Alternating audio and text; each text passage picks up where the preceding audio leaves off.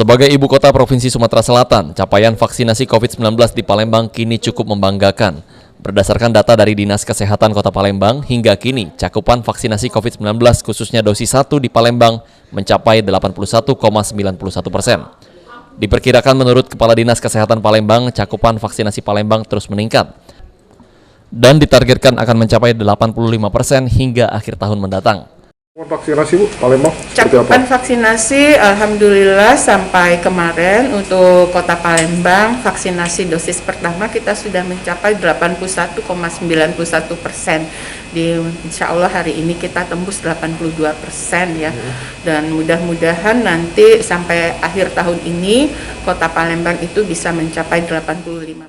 Sementara itu, Polda Sumsel terus melakukan upaya guna mencapai cakupan vaksinasi di Sumsel agar bisa menuju herd immunity. Dengan dorongan dari Forkompinda, jajaran pemerintahan provinsi maupun kabupaten kota. Insya Allah hari ini 68,4% ya untuk provinsi ya. Kabupaten kota sekarang sedang bekerjaan untuk mencapai herd immunity 70% ya, tentu dengan dorongan dari jajaran Forkompinda di tingkat provinsi dan kabupaten. Cakupan vaksinasi sendiri akan terus menjadi perhatian pemerintah provinsi maupun kabupaten maupun kota demi bisa mencapai tujuan herd immunity. Firman Hidayat, PAL TV.